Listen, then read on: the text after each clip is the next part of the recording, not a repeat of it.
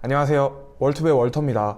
오늘은 아이폰 그리고 맥을 쓰시는 분들이라면 한 번쯤은 들어보셨을 너 맥북 왜 쓰는 거야? 너 아이폰 왜 써? 라는 질문에 대한 제 개인적인 이야기를 해볼까 합니다. 아이폰은 2010년도부터 사용을 했어요. 아이폰 3GS로 시작을 해서 4S, 6, SE 그리고 지금 10S까지 사용을 하고 있고, 맥OS 같은 경우는 2011년도 말, 12년도 초부터 시작을 해서 이제 맥북 프로로 처음 입문을 하게 됐습니다. 지금은 뭐 아이맥 27인치, 맥북 프로 13인치, 그리고 에어팟, 그리고 아이폰 XS를 사용을 하고 있고요. 그렇게 헤비한 유저는 아니라고 생각을 합니다. 처음 구매를 한 이유는 사실 별 이유는 없었어요. 디자인이 이쁘다. 그리고 환경적인 요소가 좀 있었죠. 제 주변에서 지금도 물론 그렇긴 한데 거의 대부분이 아이폰을 사용을 하고 있고 맥북을 사용을 하고 있어요. 갤럭시를 쓰시는 분들을 주변에서 찾기가 더 힘들 정도고요.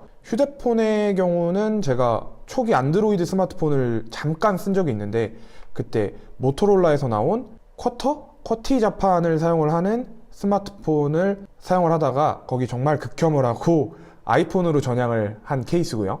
지속적으로 사용을 하는 이유는 많은 분들이 그러하시겠지만, 애플을 사용하시는 분들이 아이클라우드를 활용한 애플 생태계에 대한 환경이 가장 커요. 메모장, 캘린더, 주소로 그 밖에 다른 각종 셋업들이 클라우드 방식으로 저장이 되고 그게 공유되는 시스템인데, 그 편리함에 굉장히 크게 매료가 됐죠. 그리고 작업 환경의 편의성도 있고, 제가 요구하는 포토샵이나 프리미어 같은 프로그램들을 운용하는데 적합한 성능과 디스플레이를 가지고 있어요. 간단하게 예를 들면, 괜찮은 디스플레이를 구매를 하면 컴퓨터가 함께 오는 아이맥 같은 경우도 있고요. 맥이나 아이폰의 기본적인 셋업 자체가 귀찮은 건 내가 할게, 중요한 것만 너가 신경을 써줘 라는 느낌이 강하기 때문에 그 편리함도 있고, 그리고 안정성도 한몫을 하는 것 같아요.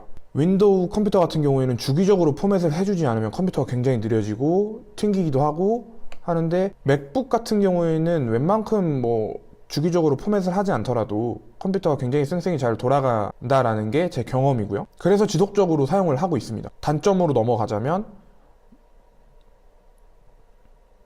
아무래도 가격을 언급하지 않을 수가 좀 심각해졌어요. 지금 뭐 제가 쓰고 있는 아이폰 XS도 물론 그렇지만 터치바가 들어간 맥북 프로를 시작해서 가격이 정말 급격하게 상승을 해서 이 맥북이 2016년도 초에 구매를 했어요. 미개봉 신품으로 구매를 했는데, 그때 당시 가격으로 130에서 140 정도를 주고 구매를 했던 기억이 있는데, 지금 일반적인 이제 뭐 250기가 기본적인 세팅의 맥북을 사는데 140, 130으로는 엄두가 나지 않는 게 현실이죠. 맥북 프로 라인을 놓고 비교를 해봤을 때를 말씀을 드리는 겁니다. 그리고 아직까지 한국에서 사용하기에는 불편해요. 운영체제 자체가. 특히 이제 국세청이나 공인인증서 액티브엑스를 활용을 해야 하는 상황에서는 정말 최악이라고 생각을 해요. 이런 부분은 사용자의 워크플로어에 따라서 이제 감안할 수 있는 부분도 있긴 하지만, 저는 충분히 감안을 하고 사용을 하고 있지만 불편한 건 사실이에요. 그리고 제가 추천하는 구성은 아이폰, 맥 기본 구성에 서브로 사용할 만한 윈도우 컴퓨터가 있으면 좋아요. 저 같은 경우에 회사에서는 윈도우 컴퓨터를 사용을 하고 있기 때문에 뭐 어느 정도 커버가 되는 부분이 있지만, 아이폰, 맥 기본 구성에 서브 타입의 윈도우 컴퓨터 하나, 저 같은 경우에는 아이패드 같은 걸 사용을 하지 않고 안드로이드 태블릿을 사용을 하고 있어요. 서브로 간단하게 뭐 넷플릭스나 만화 같은 거 보기에는 안드로이드 태블릿도 크게 나쁘지 않더라고요. 디스플레이 같은 부분은 좀 저렴한 태블릿이기 때문에 좀 포기하고 사용하는 부분도 있지만, 지금 구성이 가격 대비 잘 사용을 하고 있다고 생각을 해서 이런 구성의 셋업을 추천을 드립니다.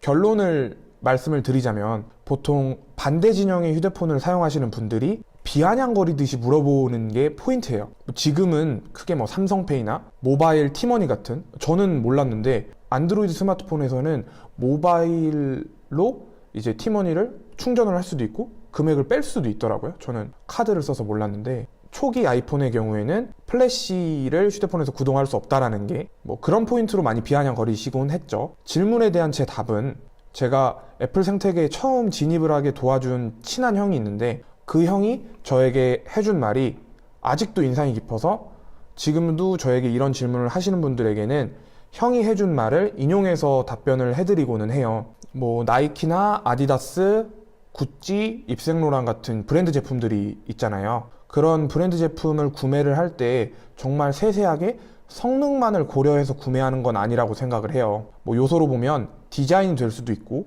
브랜드가 가지고 있는 철학이 될 수도 있고, 뭐 인지도, 그리고 성능 혹은 기능을 고려해서 구매를 하게 되는데, 이것도 같은 선상에 올려놓고 비교를 해야 된다고 생각을 해요. 역으로 물어보죠. 너 나이키 신발 있어? 너 나이키 신발 왜 샀어? 라고 물어보면 쉽사리 답변하는 사람들이 많지 않습니다. 저는 애플 제품을 구매를 하는데 디자인이 마음에 들었고, 성능도 내 기준에서 적당했고, 운영체제의 안정성도 신뢰할 수 있고, 가격은 너 왜 나와? 알겠습니다. 아니야. 다음은 수익고 가격 아니야. 관련 검색 아니야. 들어가. 뭐야 이거.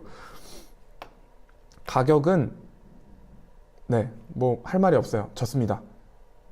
그래요. 이제 영상을 마무리하자면, 지금 입장에서 제가 윈도우 컴퓨터나 안드로이드 스마트폰으로 넘어갈 확률은 크지 않아요. 제발 애플이 뻘짓을 안 하고 망하지 않았으면 좋겠어요. 가격을 얼마나 올리든 헛짓거리를 하든 애플 생태계에 확실히 자리를 잡은 사람들은 쉽사리 이탈하지 않을 거예요. 다만 제가 걱정하는 건 어떠한 뻘짓으로 일반적인 소비자들이 떠나가지 않았으면 한다라는, 일반적인 소비자들을 잃지 않았으면 한다라는 말이죠. 애플이 지금까지 성장하는데 원동력으로 헤비한 유저들의 공도 물론 있었겠지만, 그보다 더 많은 라이트한 소비자들이 있었기 때문에 가능했다고 생각을 해요. 그렇기 때문에 일반적인 소비자층이 이제 애플을 외면하는 일은 만들지 않았으면 합니다. 그리고 반대 진영의 휴대폰을 사용하시는 분들도 흑백 논리로 내가 잘났고 네가 못났네 라는 식의 이분법으로 생각을 하기보다는 애플에 대한 충성심을 보이는 사용자들이 왜 이렇게 많은지에 대한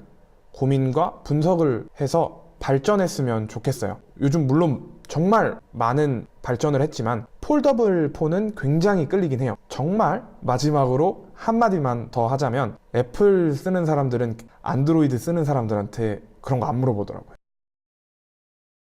준비된 영상은 여기까지가 끝이고요. 이번에는 조금 더 평소보다 조금 더 자연스럽게 촬영을 하려고 많이 노력을 했는데 네, 자연스러운지는 잘 모르겠네요.